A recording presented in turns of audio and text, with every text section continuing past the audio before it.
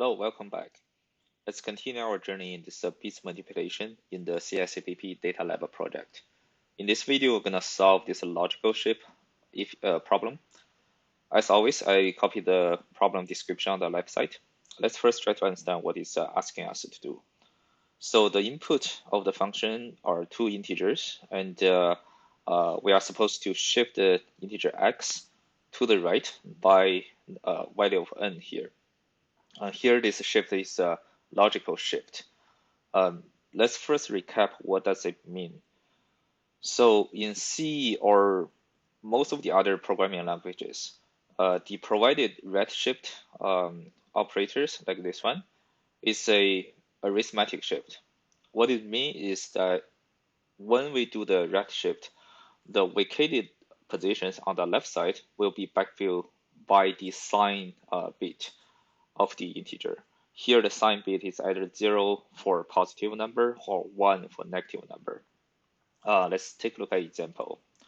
So in the first example, let's just look at number in the binary representation. If I have a number of 100 all the way to, let's say, 001. If we redshift it by 2 using the provided redshift operator, the result here is 11100 and then 0 here. The reason this is a red number, red outcome of this operation is when we do this redshift by 2, we'll first drop this the 2 bits on the right, and then you will move the remaining of all the 30 bits to here, and then on the left side you will pad the vacated 2 positions with the same sign bit, which is the leftmost bit of the original number here. In this case, it's 1. So on the left side, we'll just backfill by 2 ones here, right? Imagine if this is 0 on the left side, then these 2 numbers will be zeros, right? And then let's also look at the provided example. So it's trying to do redshift by 4. Since this number is a hexadecimal number, and then each digit here represents 4 bits, and then the leftmost bit for 8 here is 1, right? Because 8, the binary representation of 8 is 1000. So when we do the arithmetic shift, which is the red shift by default here, it will backfill all ones on the left side. So 4 ones on the left side is this number f. So the resulting number will be f87653 here, right? So essentially, this 4 bits represented by this number 1 is going to be dropped, and then on the left side it will backfill by 4 ones here, right? In contrast, logical shift for the same number here means that no matter whether it's a positive or negative number, on the left side, you will always backfill the vacated position by zeros here, right? Let's use the same numbers as example to try it out. Here, let's say it's a logical shift 2. Instead of backfill by 1, this 2 will be just simply zeros. And similarly here, instead of backfill by 4 ones, it will backfill by 4 zeros. In its hexadecimal representation, this is a 0, number 0 here, right? So speaking of this redshift, one more side note here is that this is only true for signed integers again. For unsigned integers, usually the redshift always fill the vacated positions with zeros here. So now we kind of understand what logical shift means here. Let's see how to address this problem. Let's still use a binary number or use a number but we look at it using binary representation, which makes it a little bit easier for us to calculate the sum of the numbers later. let's use this example and say, let's say we want to logical redshift this number, this entire number by n. So this entire number, let's say it's 32 bits. And let's assume n is equal to 2 for the ease of argument here. So this number, if we do logical redshift to 2, let's first try to just do the normal redshift, which is a arithmetic shift by 2. What this will give us, right? So here this number will give us. So we first got the two most numbers, and then on the left side we'll backfill by ones here, right? So to make this a little bit easier to see, yeah, this two 0 will be dropped, and then these two ones are backfilled here. But for logical shift, our desired output should be 0, 0, and then the remaining of them are 1. Right? This is actually the right result we want to get. So how to get from this number to this number here, right? Does this pattern look a little bit familiar? So all the right side are the same, and the left side are 0 out here. So remember in our previous video, when we try to solve the get bat problem, we introduced this concept called mask. This here we're going to use the same technique, right? So we can apply some mask here, and then try to 0 out the left 2 bits here, and then preserve the rest of the 30 bits here as they are.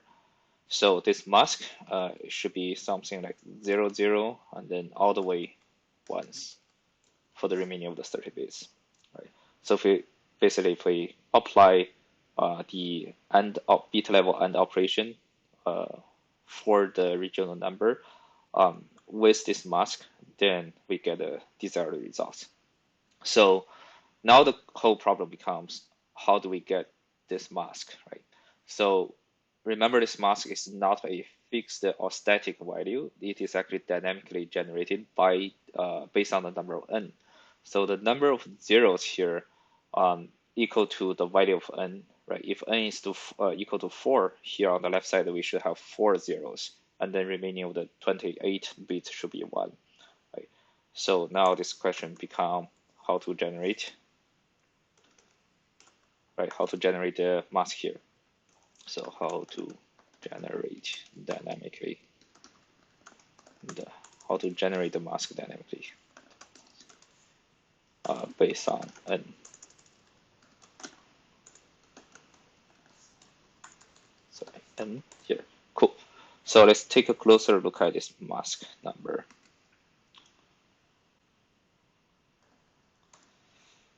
So a most straightforward way for us to do it is if we have something like a 1, like 0, 0, 0 all the way to 1, and then we left shift it by what?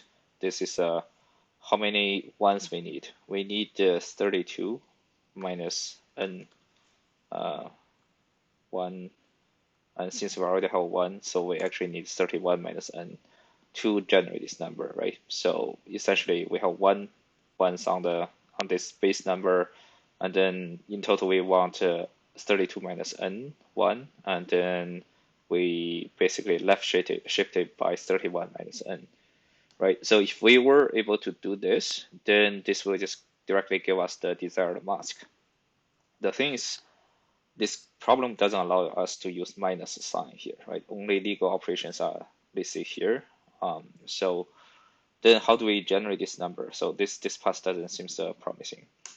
The other way around it, we notice that it does allow us to use the bit level not, right? So this whole number equal to a 1, 1, 0, 0, 0 all the way 0. And then we do this bit level not, and then you give us the same number here, right? And then the question becomes, how do we generate this internal number, right? With the 2 ones and then 30 zeros. So this number further equal to 1, 0, 0, 0, 2, 31 minus n. If we redshift this number by 31 minus n here, it will exactly give us the same. Hold on, actually, wrong. Sorry, I was wrong. So we want to redshift by n minus 1.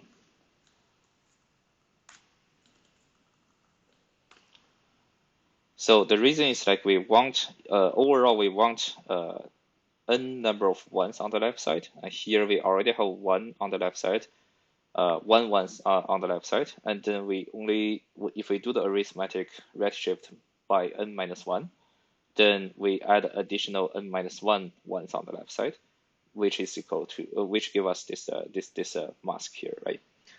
So again, we run into this problem. We don't have this minus. We cannot use this minus operator. How do we do this, right? So the other way to do this, or very similar way to do this, is we shift by n first to the right, and then we shifted 1 position back to the left side by 1. This, under the condition of n smaller or equal than 31, this is a strictly equivalent. Is equivalent to redshift n minus 1, right?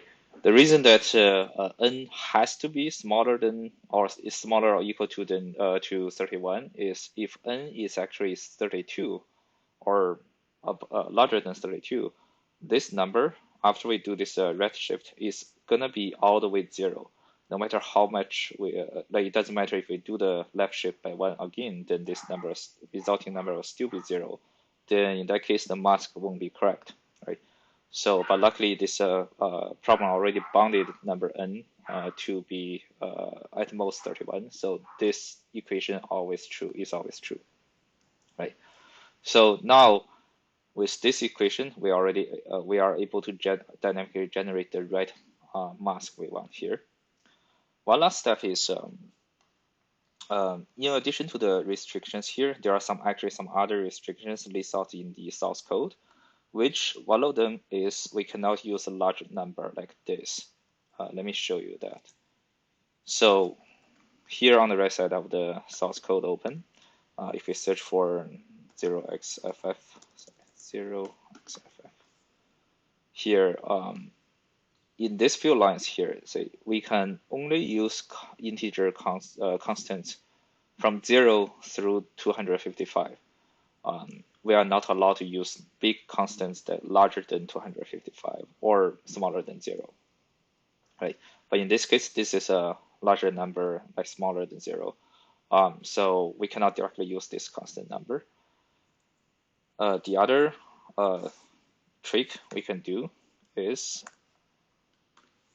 to generate this number, we can do something like 1 left shift by 31, right? So this is exactly the number. Let's say if we have 1 and then left shifted by 31, then we get this this entire number here as we wanted.